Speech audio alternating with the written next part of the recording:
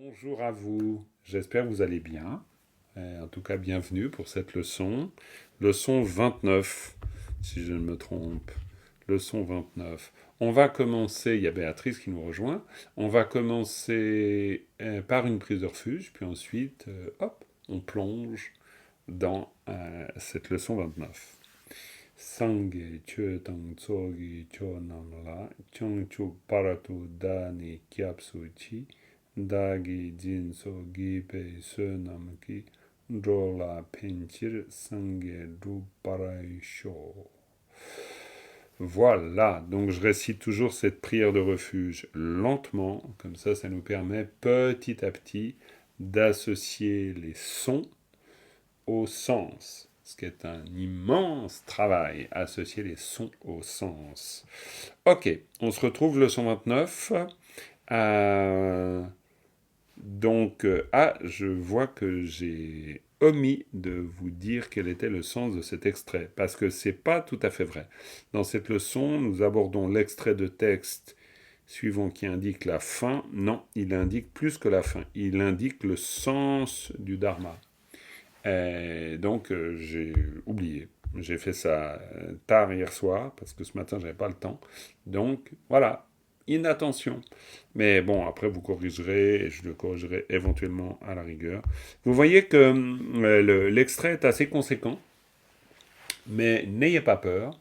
Bon, il y a pas mal de mots de vocabulaire. Hein, je ne sais pas si vous avez vu la liste de vocabulaire pour aujourd'hui. Quoi, pour aujourd'hui? Non, c'est celle que vous allez, bien sûr, acquérir progressivement. D'ailleurs, ensemble, on peut reprendre le support que je vous ai envoyé la semaine passée, jeudi, comme vous voulez. Parce que peut-être que c'est peut-être le mieux, non? J'en sais rien, attendez voir. Si on revient à l'élément d'avant. On l'avait travaillé suffisamment ou pas? Quelle est votre impression? Parce que ça dépend aussi de ce que vous voulez faire. Vas-y Claire, ouvre le micro puis tu nous dis ça. Pour ma part, si on peut continuer sur la précédente. Sur la précédente, c'est-à-dire encore La précédente? 28. Non, non, la 28. La 28, oui, bien sûr qu'on peut. Non, non, mais de toute manière, on n'est pas tenu à aller de l'avant pour aller de l'avant. Il nous faut intégrer. Celle d'aujourd'hui, c'est le sens du dharma. Il y a beaucoup de choses hein, dans celle d'aujourd'hui. Donc, elle est assez Oui. riche. Hein. Maintenant, on peut tout à fait reprendre un bout de celle-là et puis ensuite un peu débroussailler le travail pour la leçon 29, la Tout leçon à fait, d'aujourd'hui. justement. Ah ouais, La ouais, partie où comme elle a vous l'air voulez. particulièrement gratinée, et donc pour le coup, Ici, des particules gratinées, tu disais, dans cet extrait? non, Ah oui, ah oui, dans celle d'aujourd'hui, ouais, il y a pas, elle est assez riche. Hein. Il y a des oui, particules gratinées, c'est vrai. C'est le gratin dauphinois des particules. Ouais, c'est pas mal. C'est vrai qu'il y a des particules croustillantes. Elles vont. Alors peut-être ce qu'on peut faire, si vous voulez, c'est qu'on reprend une partie de la leçon, on reprend ça, comme ça, voilà, on rafraîchit, on perfectionne la lecture, etc. Puis ensuite, une autre partie de la leçon, je vous présente la matière que vous aurez ensuite tout le loisir d'incorporer vous-même par votre travail. Ça vous va si on fait comme ça? C'est bien? Ok, d'accord, ça a l'air de vous plaire. Je regarde les petites vignettes. Quand je vois des petits mouvements de tête comme ça, je me dis, c'est bon, donc ça leur fait, ça va dans le sens. Si je vois, on me dit, ah non, c'est pas ça. Donc, ok, très bien. Alors, vous savez quoi? On va faire un exercice de lecture. La dernière fois, on l'a fait en fin de leçon, on va le faire en début de leçon, et on va le faire comme on l'a fait la dernière fois. C'est-à-dire, j'épelle, vous épelez avec moi, et ensuite je lis, vous lisez avec moi. Comme ça vous met le pied à l'étrier. Et évidemment, ce n'est pas une occasion, une excuse plutôt, pour ne pas le faire chez vous. Ça, c'est sûr. Mais là, c'est une occasion de pouvoir être entraîné dans le mouvement de l'épellation et de la lecture. Ça va? Ok. Bon, Lisiane, faut pas se coucher à 5 heures du matin. Non, non, je plaisante. j'aimerais bien, j'aimerais bien. Non, non, non, mais je plaisante, je plaisante. Je te taquine, c'est juste de la taquinerie. Ok, Géraldine qui nous retrouve. Ok, donc, vous fermez votre micro, vous agitez vos mandibules et on fait tous de l'épellation. Ok? On y va. Est-ce que vous voyez bien l'écran ou pas? Ouais, bon, ok. Après, par contre, il faudra que je monte pour pas que ma tête vous empêche de voir. C'est ça le problème, mais voilà, j'y penserai. J'espère que j'y penserai. On y va. Sakata kayata kyadembu kie wa ao kagasa gak pasa pe rakata ga shagigu shi tanga tang. Ok? Mayata nya nga na ngen. Attention, nga na ngen. Je le répète, nga na ngen. Oui, il faut exagérer. Exagérer. Vous exagérez pas assez. Normalement, je devrais voir toutes les personnes là présentes qui font des grimaces énormes.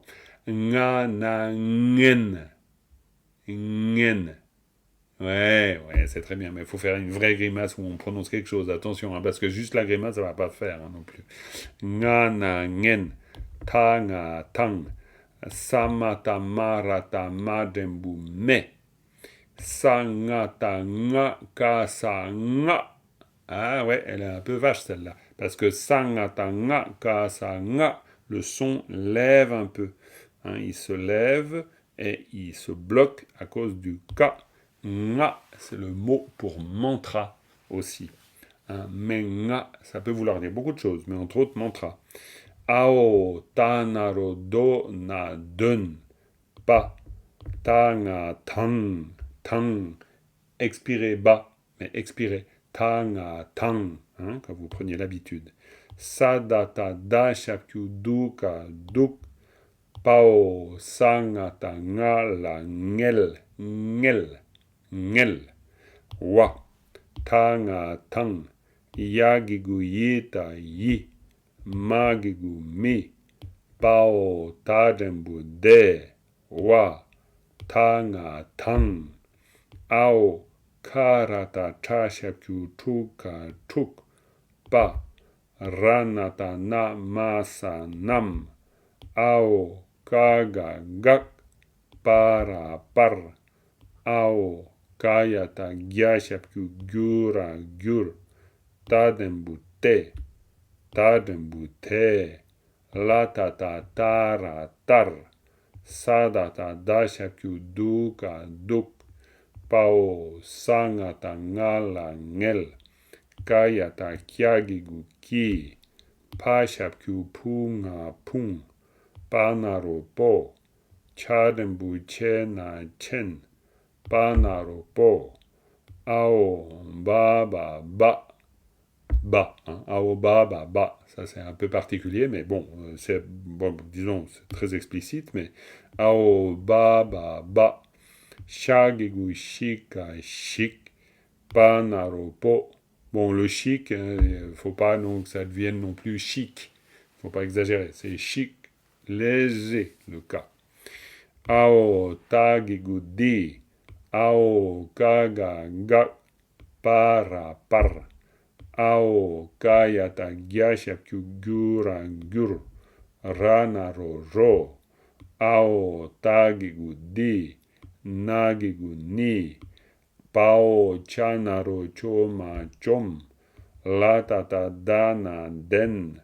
Ao tasa de. Kayata kyagigu kisa ki. Ratata tadembu tena ten. Chagigu chinga ching. Ao parata dadembu dela del. Para par. Ao payata jashaku junga jung. Wa. Shadembu shesa she. Kao sashapku sunga sa sung. Sanaro so. Ok? Très bien. Donc ça, c'est l'entraînement. Normalement, après, quand vous avez pris de l'aisance, vous allez un peu plus vite. On essaye un petit peu plus vite pour voir. On essaye? Ok. Sakata kayata kyadembu kie wa ao kaga sa gak pasa pe rakata ga shagigu shi tanga tang mayata nya ngana ngen tanga tang samata marata madembu me sangata ngaka sa ngak ao, tanaro, dona, dun, pa, tanga, tang, satata, dashakyu, duka, duk, pao, sangata, ngala, ngel, wa, tanga, tang, yagigu, yita, yi, magigu, mi, pao, tadembu, te, wa, tanga, tang, ao, karata, tashakyu, tuka, tuk, pa, ranata, namasa, nam, ao, kaga, gak, para, par, ao, kayata, jashakyu, jura, jur, tadembu, te,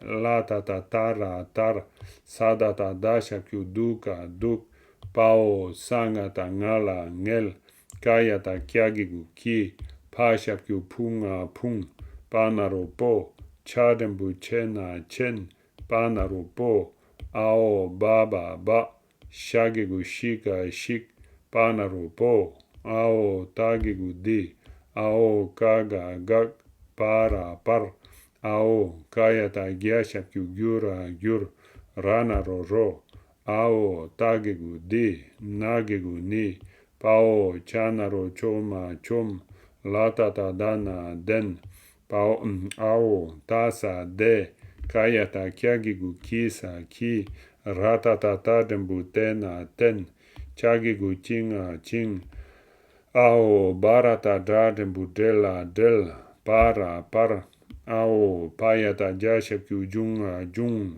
wa, shadembu, shesa, she, kao, sashakyu, sunga, sa, sung, sanaro, so. Ok, d'accord. Ça, c'est une lecture. Voilà, vous devez arriver à ça minimum. Hein. Ça, c'est important. Il faut avoir une forme d'aisance. Je ne veux pas vous mettre trop la pression, hein, c'est pas le but. Mais c'est juste faire que, voilà, vous ayez de l'aisance dedans. Parce que ensuite, l'épellation, on pourrait aller beaucoup plus vite que ça. Mais c'est simplement, le but, c'est pas d'aller vite pour aller vite, c'est simplement qu'il y a un passage qui se fait de l'épellation à la lecture. Ce qui fait que votre aisance à la lecture va venir de votre aisance à l'épellation. Ça, c'est sûr. Ok, on fait un exercice de lecture. Ça va? Vous y êtes? Vous suivez? C'est bon, on y va. Vous arrivez à tout voir? Ouais, je vais faire comme ça. Là, ouais, attendez voir. Comme ça, puis j'essaierai de penser à soulever après. Ok. Puis sinon, vous faites comme ça. Voilà. Allez. Kie, wa, ga, pe, ga, shi, tang. Ça va? Pas trop vite? Ok, on essaie comme ça. Nya, ngen, tang. Me, nga, dun, pa, tang. Du, ngel, wa, tang. Yi, mi, de, wa, tang. Tuk, pa, nam. Gak, par, jur, te. Te, tar. Du, ngel, ki. Pung, po, chen, po. Ba, shik, po. Di. Gak, par, jur, ro. Di, ni. Chom, den, de, ki. Ten, ching, del, par, jung, wa. She, sun, so. Voilà. Et ça, c'est le texte. Voilà. Et donc, petit à petit, vous allez le lire, et puis hop, vous allez comprendre le sens. Non, bon, bien sûr, il va y avoir un petit boulot pour que ça fasse bloum, comme ça, mais ça va faire, au bout d'un moment. Très bien. Donc, voilà, en faisant comme ça, ben voilà, on va peut-être un peu plus rapide, mais pour autant, encore une fois, que vous travaillez, vous, de votre côté, l'épellation, parce que sinon, mais comme ça nous permet peut-être de le faire ensemble, et puis ensuite, vous pouvez travailler l'épellation, et surtout, ensemble, on peut voir l'analyse du texte. Alors, Kewa Gakpe Gashi Tang Nyangen Tang. Là, il y a quand même quelque chose. Tout de suite, il faut voir, parce que là, on l'a vu beaucoup, et c'est très important, parce qu'on a fini par comprendre quelque chose de l'organisation de la particule ergative instrumentale. J'espère. Alors, qui m'explique comment ce segment est construit? Non, mais allez-y, hein, faut pas hésiter 2 secondes, il n'y a pas de problème. Alors, le but, bien sûr, c'est de m'expliquer comment se construit le segment à l'aide de la particule qu'on voit ici. Jean-Marc, je peux essayer? Mais bien sûr, je t'en prie, Géraldine, c'est super. Non, je n'ai pas beaucoup travaillé, mais je vais essayer quand même. Ah, mais Donc, vas-y, il n'y a pas de problème. la particule ça, donc ça va permettre de dire que ça, c'est un agent. Oui, et Alors, quand tu dis ça, c'est un agent, c'est quoi le ça? alors, moi, je dirais que c'est le GACPA, la cessation. Très bien, pas mal, pas mal, pas mal. Tu Alors pourrais... après, Mhm.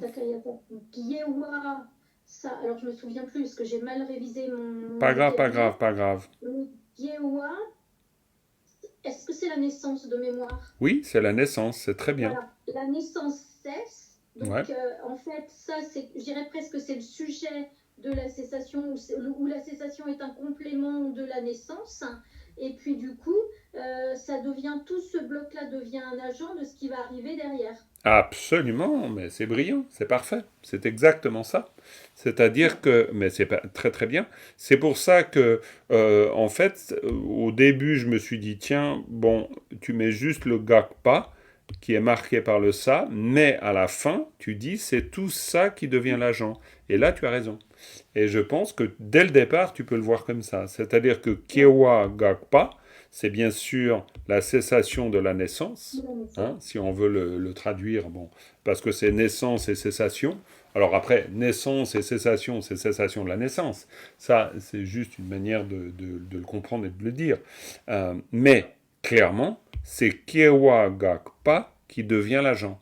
Et Kiewa Gakpa devient Kiewa Gakpe, et Kewa Gakpe prend le sens de parce que cesse la naissance, à cause que cesse la naissance, c'est moche en français, du fait que la naissance cesse, après c'est comme vous voulez. Si on veut, c'est là où une fois qu'on a compris la vérité du texte, ben, il n'y a aucun problème. Vous êtes dans les équivalences du sens. Vous pourrez dire à cause de la cessation de la naissance, du fait que la naissance cesse, du fait qu'il y a cessation de la naissance. Après, ça, c'est votre petite histoire que vous vous racontez entre vous et vous-même, et qui fait que vous allez choisir d'exprimer les choses comme ci, comme ça. Mais je dirais que pour nous, à notre niveau, c'est-à-dire au niveau de l'analyse, c'est pas notre premier souci. Notre premier souci, c'est de comprendre comment ça s'organise. Et ça, très bien fait. Bravo. Est-ce que c'est clair pour tout le monde? Ou est-ce que tout à coup, ouais, super, ça c'est très bien. Donc vous l'auriez dit comme l'a dit Géraldine. Voilà, je veux dire avec vos mots, mais vous avez complètement compris la logique. Il y Oui, a, ouais, ok, mais Dominique, j'ai une vas-y. question. Alors, elle est peut-être pas adaptée à ces mots-là, mais euh, là, si on prend les deux mots, naissance, cessation ou cesser, comment est-ce que on peut faire la distinction entre naissance de la cessation ou cessation de la naissance? Quand c'est formulé comme ça, hein, quand c'est mis comme ça. Alors, Qu'est-ce qui fait que l'ordre des mots est celui-là, quoi, en fait? alors, ouais, c'est une très bonne question. Alors, en tibétain, l'ordre des mots suit en général la pensée. Bon, vous me direz en français, oui, c'est pareil. Ben, j'ai l'impression que le tibétain est plus systématique. C'est le côté terre à terre de la langue tibétaine. Je vais essayer d'exprimer ce côté terre à terre de la langue tibétaine. Ce que je veux dire par là, c'est que en tibétain, il n'y a pas trop de mystère. Si vous dites kiewa et que kiewa n'est pas marqué par une particule, ce mot est donc, si on utilise un terme un peu savant, à l'absolutif. C'est-à-dire qu'il vaut pour lui-même. C'est-à-dire que c'est la naissance. Point. Donc, ça veut dire que vous allez poser vos éléments en fonction de ce que vous voulez dire. Et vous allez dire quoi? En tibétain, vous allez dire naissance, cessation. Donc, on n'est pas en train de parler de la cessation de la naissance. C'est pour ça que j'ai bien dit avant tout ce que vous allez vous dire à partir du texte tibétain, vous allez le dire parce que vous êtes en train de parler en français. Mais en tibétain, vous dites simplement naissance, cessation. Et ça suppose que vous restez ra sol, ou disons terre à terre, et que vous dites donc naissance, cessation, c'est-à-dire cessation de la naissance. Mais ça, en français, on le pense comme cessation de la naissance, donc on doit le rendre explicite, mais à partir du moment où on dit naissance, cessation, c'est forcément cessation de la naissance. Je vais vous donner un autre exemple pour essayer de bien le comprendre. On va prendre, ok, on est ici, ok, comme ça. Et on va prendre, voilà, on va prendre une pomme. Ça, c'est une pomme. Oui, oui, ne vous moquez pas, c'est une pomme. Ouais, c'est une drôle de pomme, mais c'est une pomme. Donc, en tibétain, vous allez dire pomme, et vous allez dire dou.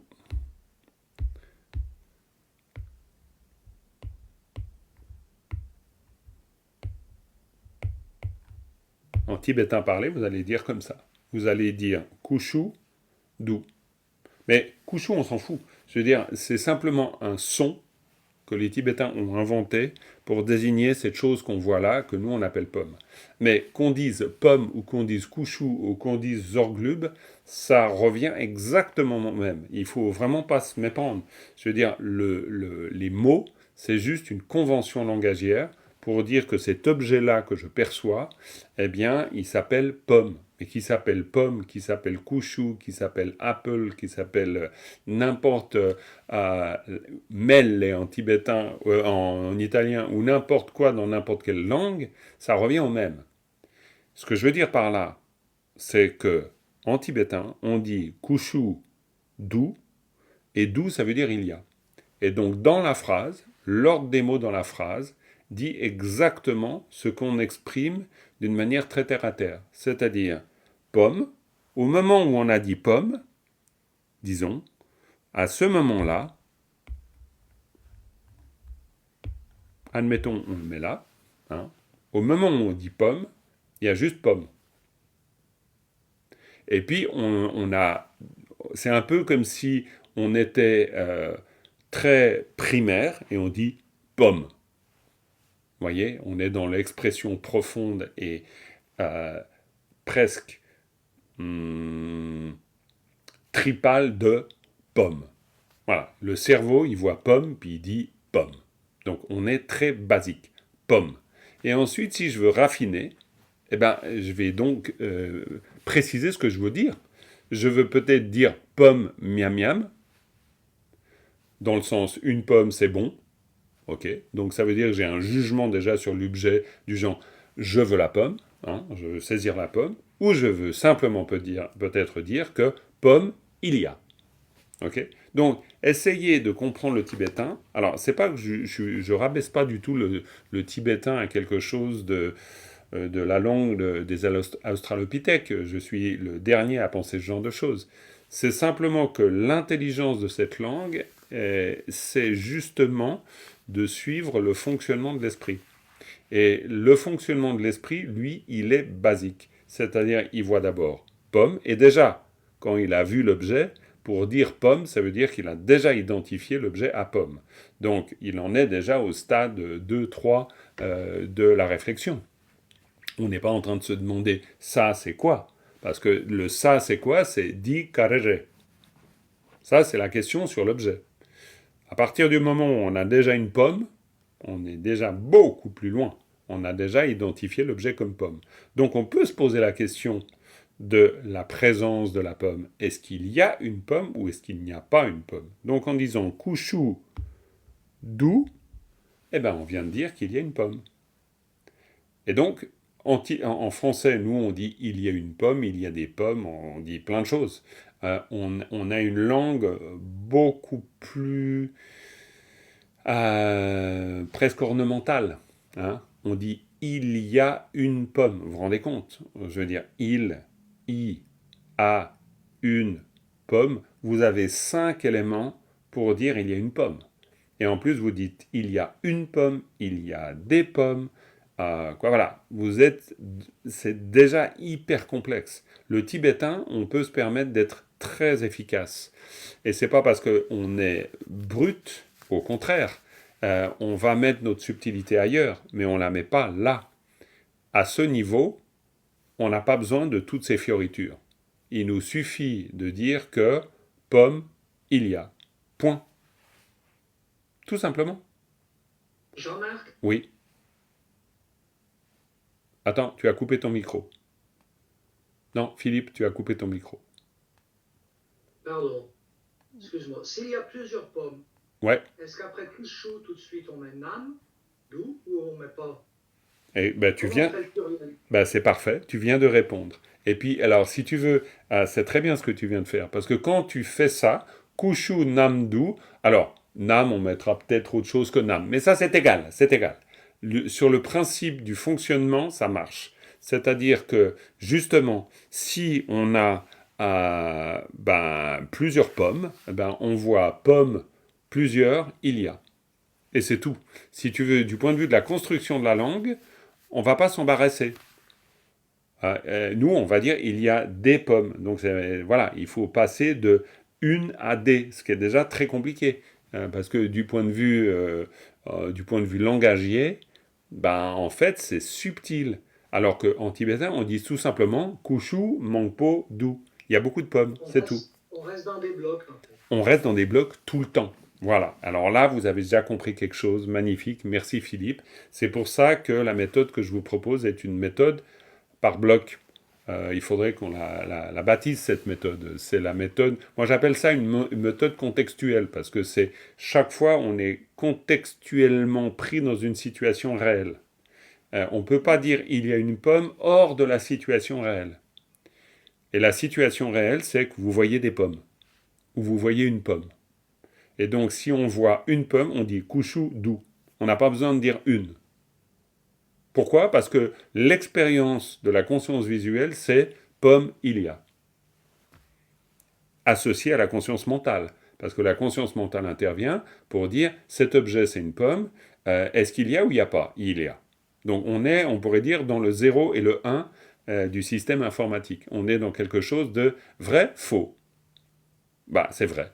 Il y a pomme. C'est tout. Mais on n'a pas besoin de dire une, des, la. Non, rien besoin. Pomme, il y a. Et s'il y en a beaucoup, on dit pomme, mangpo, du. Et puis mangpo, ça veut dire juste beaucoup. Et puis à partir de quand commence mangpo ? Quand on trouve qu'il y en a beaucoup. C'est tout. Donc voilà. Maintenant, si on veut dire qu'il y a deux pommes, kushu, ni, du. C'est tout. On dit pomme, parce que, encore une fois, la première des choses qu'on se pose la question, la première question induite qui est la nôtre, c'est quoi ? Kushu. Il y en a deux ? Ok. Je veux dire qu'il y en a deux ? Dans ce cas, kushu, ni, du. Mais peut-être qu'il y a deux pommes, et je veux simplement dire qu'il y a des pommes.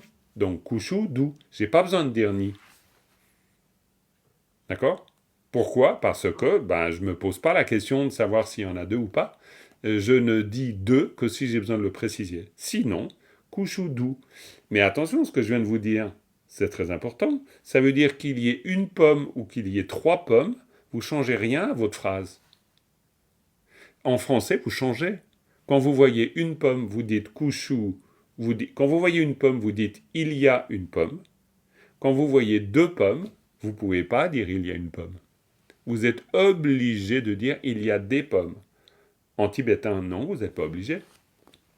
Que vous disiez kushu du pour une pomme ou kushu du pour 15 pommes, c'est exactement la même chose. C'est pour ça que vous suivez ce que l'esprit perçoit. C'est toujours contextuel. Si la question que vous avez, c'est combien... Alors, ok. Pour essayer de bien comprendre ce que je suis en train de vous dire, ça veut dire qu'il faut réfléchir en termes de questions induites. Quelle est votre question impensée ? Ça vous demande un travail de lucidité à l'égard de la langue qui n'est pas du tout évident. Mais si vous le développez, ce travail de lucidité, alors là, vous allez comprendre quelque chose. Parce que quand vous dites une chose, il y a toujours derrière une question qui est ce que j'appellerais un impensé. C'est-à-dire, vous n'avez pas conscience de ce qui vous pousse à dire ce que vous dites. Quand vous dites « il y a 2 pommes », ça veut dire que vous avez eu l'intention de préciser le nombre de pommes. Alors, et vous allez me dire « ouais, bah bien sûr, vu que je viens de dire 2 ». Oui, mais simplement, en tibétain, c'est pas du tout si évident, parce que vous pouvez très bien avoir 3 pommes devant vous, et vous dites « kushu du » et votre phrase, elle est juste. En fait, Jean-Marc, du coup, c'est des moments où on dit le tibétain et c'est à l'envers, mais c'est pas vraiment à l'envers. Ah, pas du tout. Ça, c'est juste les Français qui parlent à l'envers et qui croient que tout le monde est à l'envers. Donc, du coup, ils disent les autres sont à l'envers. Non, non, non. Le tibétain n'est pas à l'envers. Le tibétain est une des rares langues qui est complètement à l'endroit. C'est-à-dire, c'est une langue qui suit exactement le processus mental de l'esprit. C'est-à-dire que quand vous avez... Je reprends mon exemple. Vous avez... voilà. Vous avez pomme, ok, et puis cette pomme, là, on la copie et on va la coller. Et là, on va la coller. Voilà, ok. Donc, je vais dire, voilà mon truc. Ok, donc là, vous avez 3 pommes. Donc, on va mettre un petit peu de couleur. Comme ça sera beaucoup mieux. Voilà. On a nos pommes, voilà, on a nos 3 pommes, ok? On a nos 3 pommes, c'est des pommes rouges en plus. Ok, donc on a des pommes rouges. Et puis ça, c'est notre verbe. Alors hop, notre verbe, on va le mettre là, on va le transformer un peu. Attendez, voilà, je voulais le convertir, non, je peux pas, non, j'arrive pas. Bon, bref, c'est égal. Ok. Ah oui, si, je vais le mettre là, voilà. Très bien, voilà. Et puis, je vais lui mettre une jolie petite couleur, voilà. Hop, hop, hop, hop. Très bien. Comme ça, on a notre dessin, hein. On a nos 3 pommes et notre verbe. Donc ça, c'est la réalité dans laquelle vous êtes plongé. Vous voyez 3 pommes, et puis vous avez un verbe ici. Donc, les 3 pommes, vous pouvez très bien dire « kushu du ». Pourquoi? Parce que votre question induite, c'est je suis face à quoi? Eh bien, vous avez besoin de décrire, pour X raisons, je ne sais pas, vous parlez à quelqu'un. En général, on ne parle pas tout seul, donc on a un locuteur. Et cet interlocuteur, cet interlocuteur, lui, il a peut-être justement posé la question, qu'est-ce que c'est? Et puis vous, ou alors, il y a quoi là? C'est pas qu'est-ce que c'est, il y a quoi là? Puis vous lui dites, parce que qu'est-ce que c'est autre chose. Vous diriez kushu re. Si vous avez posé la question, qu'est-ce que c'est? Mais il vous demande, qu'est-ce qu'il y a là? Et vous lui dites, kushu du, il y a des pommes, tout simplement. Et vous n'avez pas besoin de lui dire autre chose. Et en français, encore une fois, ça ne marche pas comme ça. Parce qu'en français, vous allez devoir dire autrement.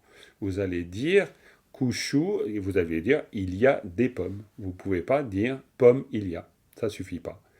Il y a des pommes. Si vous dites pomme, il y a, ben on vous dit non, c'est pas comme ça qu'on parle français. Alors qu'en tibétain, kushu du, que vous en ayez 1, 3, 15, ça change rien du tout. Si, et seulement si, votre question initiale, c'est de vous demander qu'est-ce qu'il y a là. Si vous vous demandez combien il y a de pommes, dans ce cas-là, vous êtes obligé de dire kushu sum du. Vous comprenez?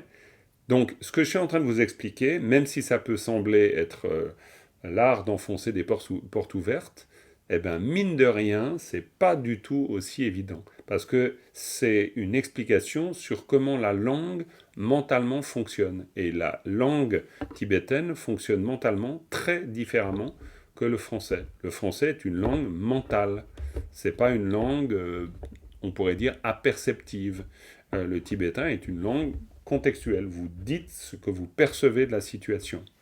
Vous ne mentalisez pas la situation. On est dans un rapport très différent à la réalité, de ce point de vue-là.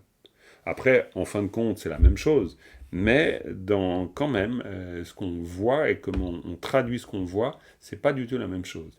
Ce qui fait que si on revient à notre mouton d'aujourd'hui... Mais je me demandais pourquoi il n'y a pas aussi, enfin c'est un complément, mais pourquoi il n'est pas nécessaire quand on met naissance et cessation, pourquoi il n'est pas nécessaire de mettre un génitif entre les deux?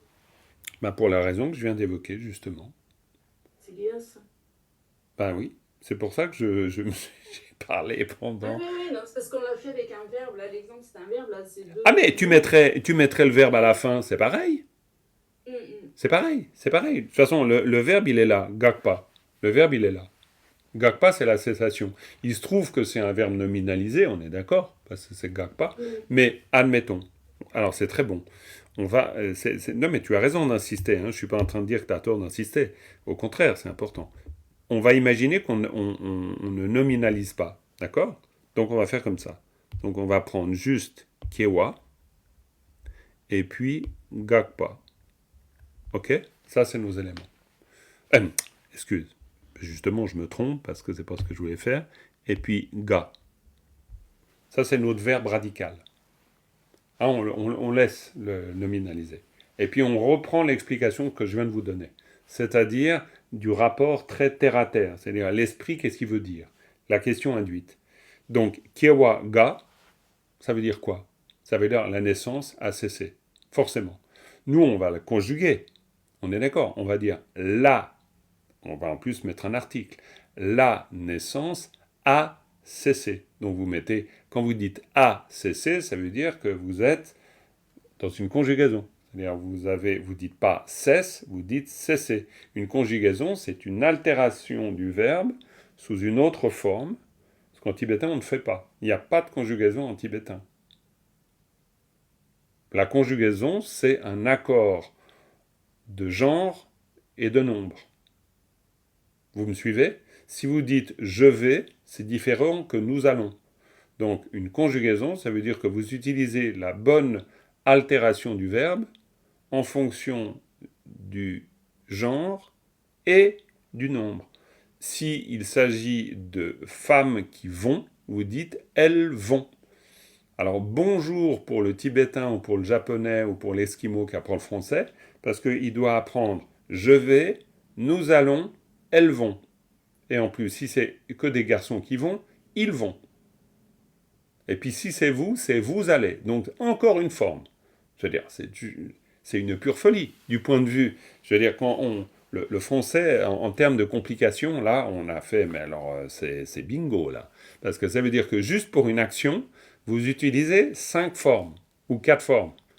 Si vous rajoutez en plus tu vas, il va, elle va, donc vous avez 6 formes pour pouvoir exprimer une action qui est simple. C'est simplement soit moi je vais, soit vous allez, soit ils vont. D'accord? En tibétain, ben, c'est très simple. Vous reprenez exactement le principe de pomme et il y a. Vous dites nga jo, kerang jo, kerang tso jo. Alors évidemment, vous utilisez un principe de prénom, voilà, mais du point de vue du verbe, bah, c'est jo tout le temps. Parce que, en fait, qu'est-ce que vous avez besoin du point de vue de l'esprit? Vous avez besoin de dire que, ah, tiens, il y a un mouvement. Donc, verbe aller. C'est tout. Voilà, il n'y a pas de conjugaison. Donc, vous êtes dans une langue de ce point de vue-là qui est simple. Sur d'autres aspects de la construction de la langue, c'est plus complexe, parce que justement, il faut utiliser des particules. Nous, on ne le fait pas. On induit énormément de sens. En tibétain, on n'induit rien. Donc, vous devez être explicite tout le temps, à chaque étape.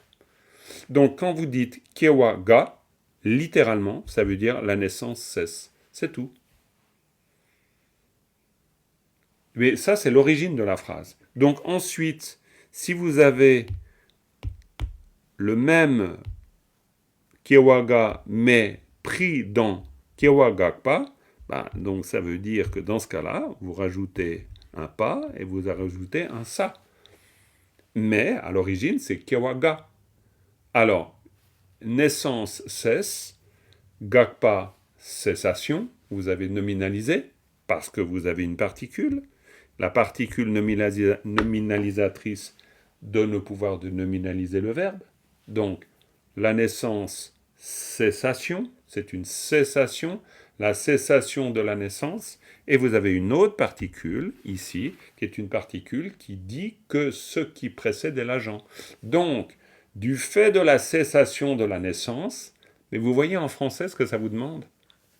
En tibétain, vous avez juste rajouté une particule, c'est tout. Vous ne faites rien d'autre.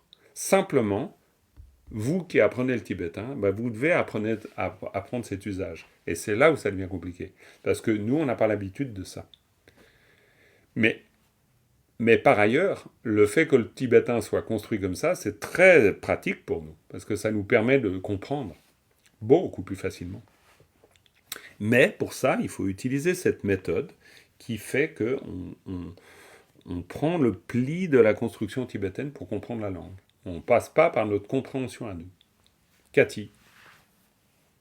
Oui, je reviens sur les verbes comme au cours dernier. Je t'entends dire Kiewa Gak, la naissance cesse ou la naissance a cessé. Alors en fait, pour savoir si on est, pour nous, j'entends qu'en tibétain il n'y a pas de conjugaison, mais nous c'est le contexte de l'histoire qui va nous dire si on est au présent ou au passé. Alors, est-ce que c'est la suite qui peut nous indiquer comment... Alors, tout à fait. Alors, c'est là où, justement, une langue reste quand même, je vous la simplifie, mais elle reste complexe, parce qu'il y a des éléments qu'il faut qu'on prenne en compte. Et ce que tu viens de dire est très intéressant, parce qu'effectivement, il se trouve qu'une action peut se passer au présent, au futur, au passé. Et ça, c'est le réel. Donc, on soit en tibétain ou en français, il faut bien qu'on l'exprime. Alors, il n'y a pas de conjugaison, mais qu'est-ce qu'il y a? Il y a des formes verbales différentes.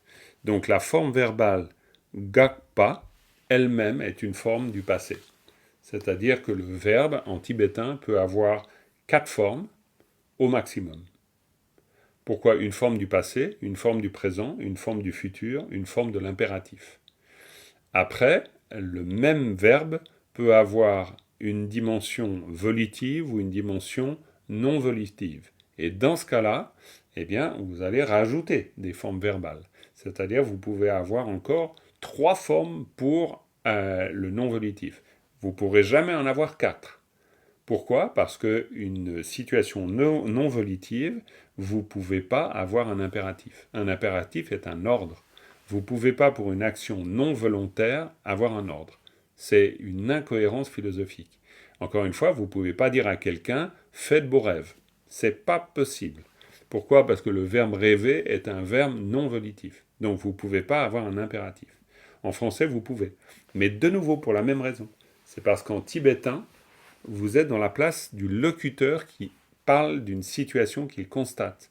Et dans le constat, eh bien, dès qu'il y a une dimension non volitive, eh ben, vous ne pouvez pas faire autrement que de ne pas utiliser l'impératif. Vous ne pouvez pas.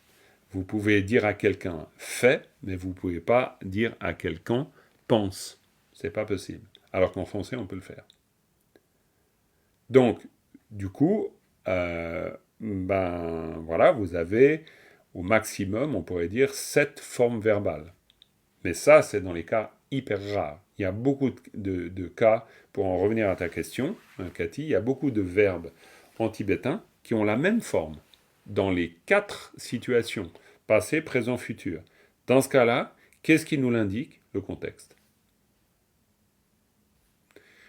Et le contexte, souvent dans la langue parlée, est exprimé par des auxiliaires.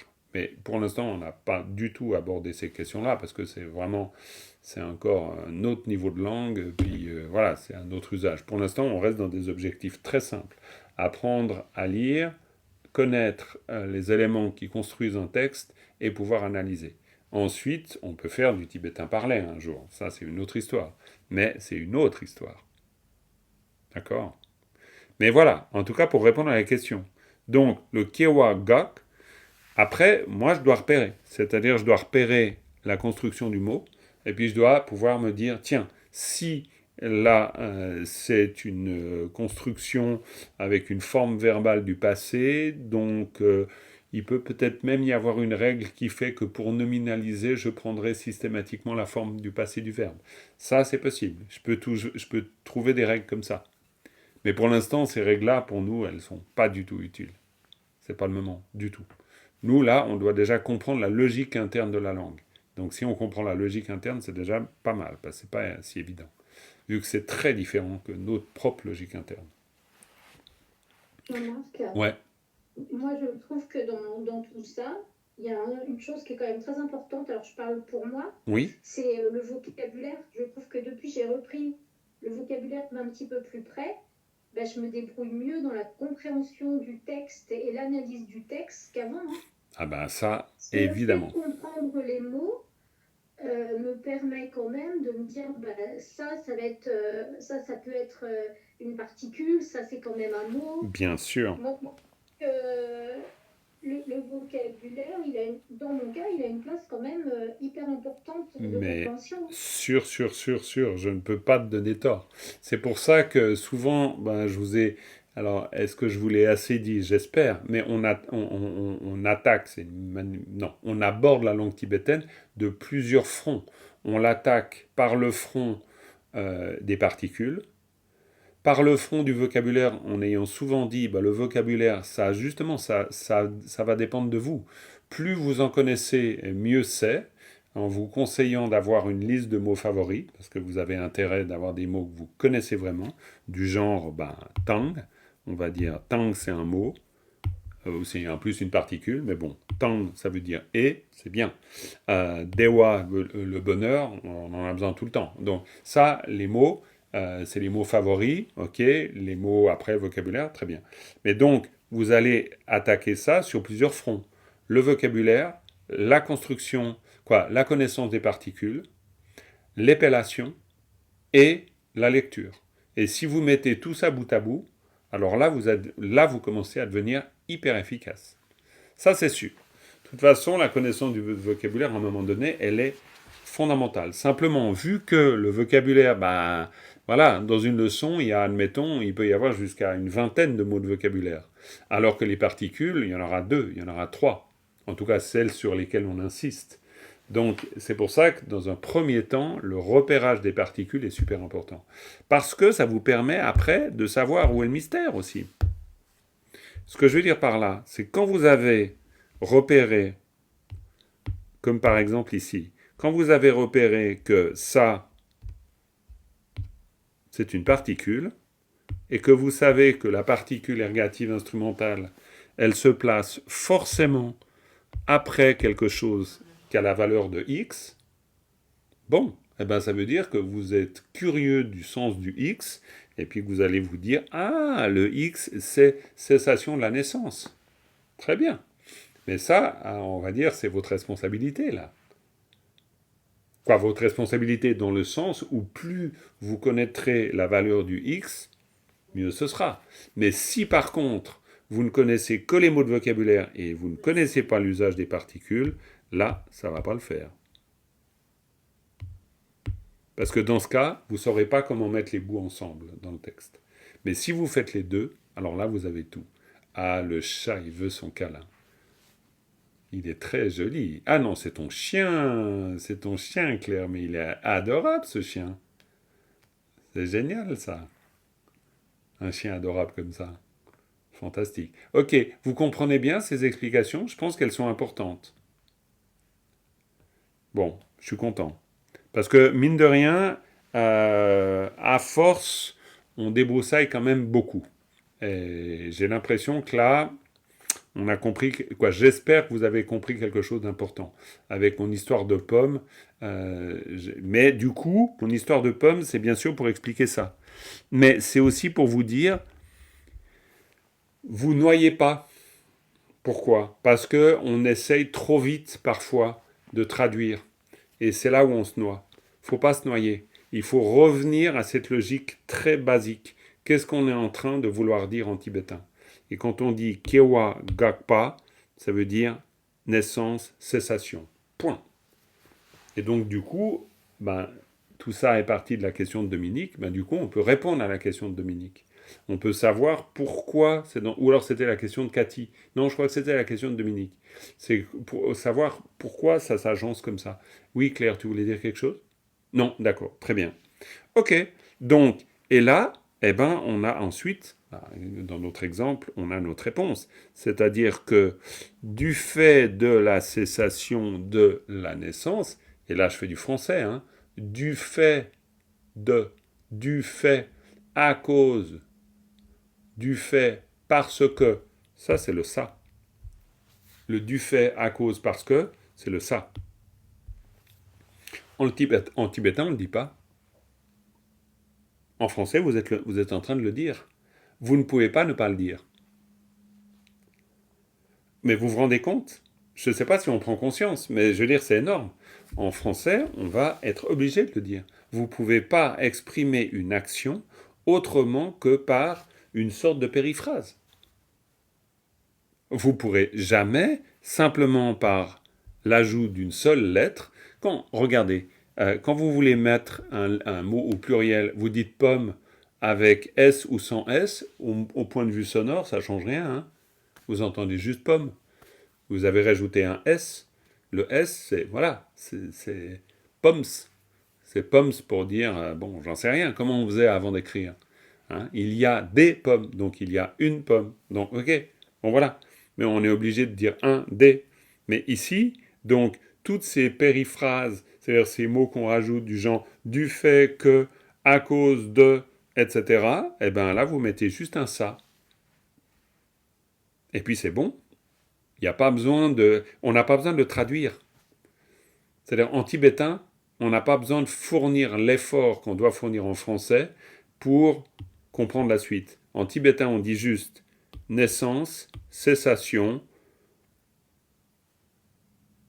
vieillesse, mort, point. Et puis à ce stade, on sait déjà que la cessation de la naissance va avoir une incidence sur, une action sur la vieillesse et la mort. C'est tout ce qu'on sait à ce stade.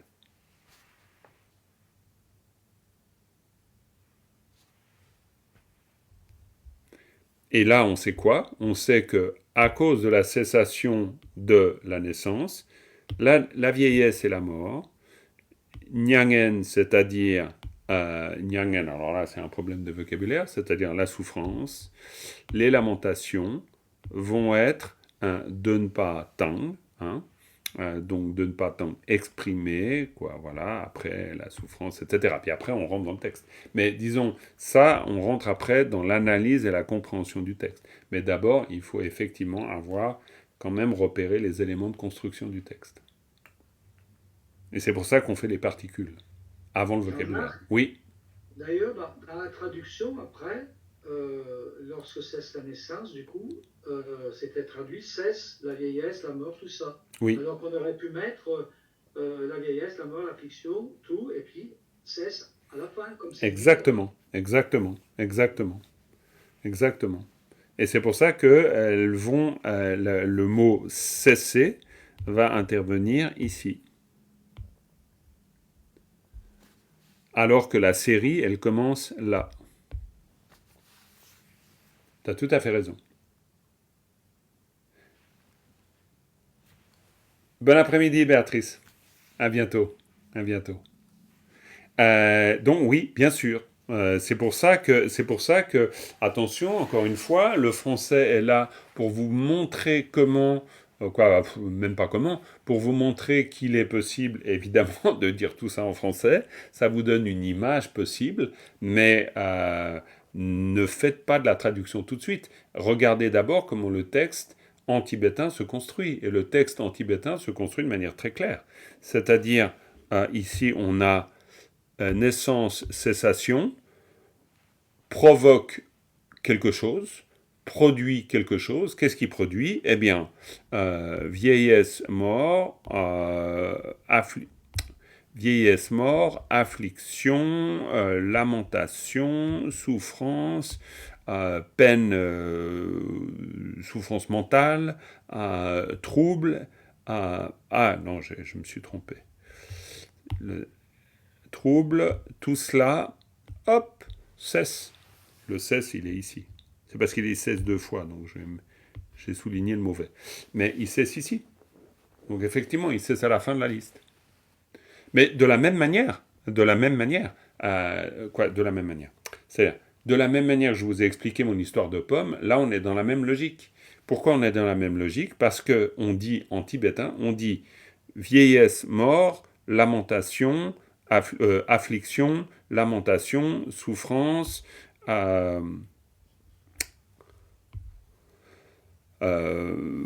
tristesse et tourment cessent. Parce qu'on parle de ça. C'est un peu comme si on disait pomme, poire, pruneau, abricot, vendu. On dit après ce qu'il aura advient. Vu que d'abord, ce que nous, on veut faire, c'est de dire quels sont, on est en présence de quoi? On est en présence de ça. Parce que dans l'esprit, on est d'abord en présence de ça. On fait l'inventaire, puis ensuite on dit ah, ils sont plus là. D'accord? Mais si par exemple on s'étonne de la disparition des choses, on dit mais il est où le livre, le stylo, etc. On fait la liste. Où est-ce qu'on dit ils ont disparu où? Et où ont-ils disparu? Dans le ont-ils? Où ont-ils? Dans le il, il y a tous les objets. Et donc en tibétain, encore une fois, on est très systématique. On va dire les objets, puis les objets, il n'y a plus. Mindu.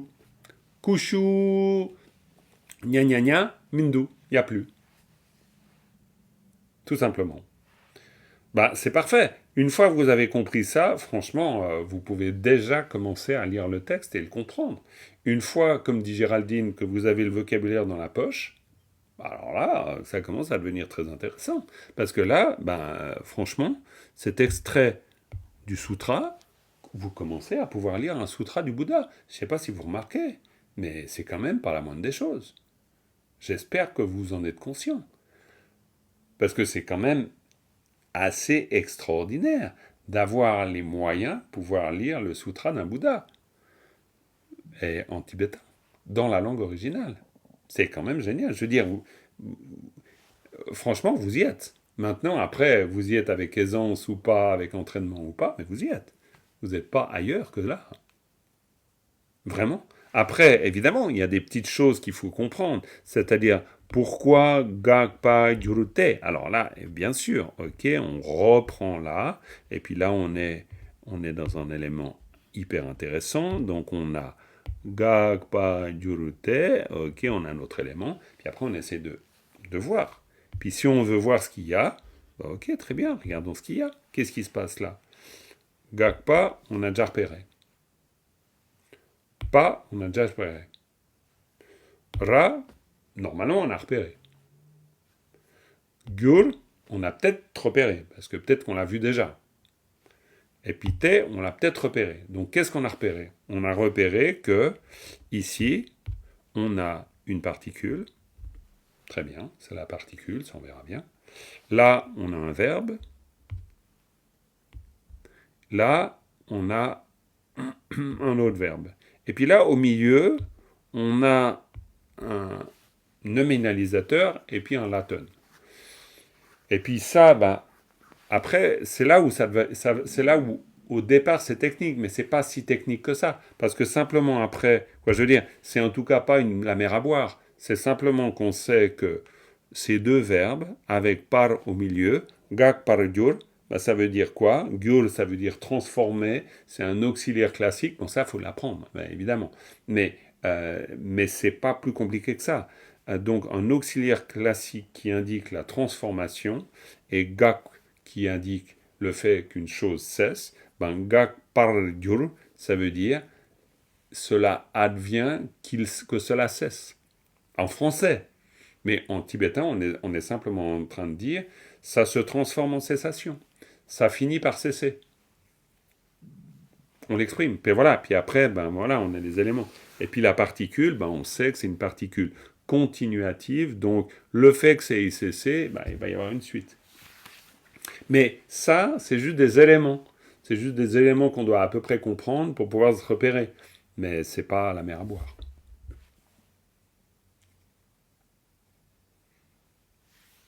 Ok? Donc voilà les amis, on a fait un bon petit bout de nouveau. Ça va, vous n'êtes pas trop... Voilà. avec ce support plus celui que je vous ai envoyé aujourd'hui, là, c'est bien. La semaine qui vient, il n'y a pas de cours jeudi parce qu'on fait le cours aujourd'hui. Parce que justement, jeudi, je ne peux pas. Et donc, du coup, il y a un peu plus de temps. Vous avez une bonne dizaine de jours devant vous. Et donc, idéalement, vous allez pouvoir apprendre par cœur tout le vocabulaire, repérer toutes les particules. Et ça va être, mais, waouh, dans 10 jours, on a fait, boum, un bond gigantesque. Non, non, non, mais on y va au rythme qu'est le nôtre, ça ira très bien. On n'a pas besoin d'aller plus vite que la musique. Mais je pense que petit à petit, voilà. La hiérarchisation de la connaissance est très importante. Donc, par exemple, sur un élément comme celui-là, gag par gur, dans le vocabulaire, je vous le mets en soi, et vous pouvez dans un premier temps juste l'apprendre en soi. De toute façon, vous avez des éléments qui vous permettent de gratter dedans et puis de comprendre comment ça se construit à peu près. Mais à votre stade, il n'y a pas besoin de pouvoir parfaitement comprendre techniquement comment on arrive à gag par gur. C'est possible, mais voilà. Mais vous pouvez simplement vous dire, tiens, voilà, cela va cesser. Et puis juste savoir ça, et ça suffit vraiment. Faut pas vous embrouiller non plus en voulant tout savoir. Si déjà vous connaissez les particules principales, les mots principaux, et que vous avez ces éléments de compréhension qui vous sont donnés dans la liste de vocabulaire, il y a déjà de quoi pouvoir largement comprendre une grande partie du texte. Vraiment. Puis bien sûr, épellation, lecture. Ok ? Bon, ben voilà. Eh bien les amis, on va terminer avec une dédicace. Ça mérite bien Je ça. peux poser une question? Mais je t'en prie, Géraldine, bien sûr, vas-y. En fait, c'est rien à voir avec ce qu'on a vu aujourd'hui. C'est que pour le mât, c'est une marque de négation. Oui, Mais est-ce que lui aussi, il est variable morphologiquement? Parce qu'il y a le mi sur d'autres, j'ai vu sur des mots, il y a le mi qui fait que c'est aussi négation. exactement. Tu as tout à fait repéré. C'est très bien. Tu as la réponse. Ta réponse est la bonne. Morphologiquement Il y variable. a, il y a plusieurs formes, du coup, il n'y a pas que le ma et que le mi. Il y en a d'autres. Il peut y en avoir d'autres, mais pour l'instant, ils sont bien, ceux-là. On verra petit à petit. On verra petit à petit. Mais de toute façon, tu as repéré l'essentiel. Parce que justement, le caractère morphologiquement variable en tibétain, certes, c'est important parce qu'il ne faut pas se tromper dans la composition du texte. Mais pour nous, déjà repérer le morphologiquement variable suffit amplement. Par contre, comprendre la structure, ça, c'est important. Parce que si on n'a pas compris la Merci. structure, mais pas de quoi. Si on n'a pas compris la structure, on est beaucoup plus ennuyé. Si on a compris la structure, on va voir ma quelque chose ou on va voir mi quelque chose. Si on n'a pas compris la structure, alors là, on ne comprend plus rien du tout. Si on a compris la structure, il y a une petite voix en nous qui nous dit exactement ce que tu viens de dire. Mindu ou mare, en gros, même combat. C'est-à-dire que la structure, c'est la marque de la négation avant, et puis après, le verbe. Et puis là, on a compris l'essentiel. Et c'est pour ça qu'on travaille sur la structure. Parce que la structure, ça nous donne les éléments de sens essentiels. Après, on peut rentrer dans la finasserie. Et puis, c'est pas une finasserie. C'est dans la subtilité logique de la langue. Pourquoi mi, pourquoi ma? Oui, ça s'explique tout ça. Mais ça, c'est dans un deuxième temps. Dans un premier temps, on n'a pas besoin de savoir ça pour comprendre la structure du texte. Ok?